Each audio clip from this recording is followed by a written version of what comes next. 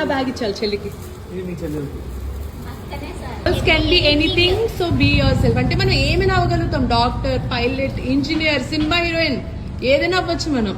కానీ అన్నిటికన్నా బెస్ట్ ఏంటి, మనం మనలా ఉండాలి. అదే so be yourself. Welcome. అక్కకి చెప్తాను. నీ పేరేంటి? ప్రణవి. నువ్వు? వావ్, అభినందిని.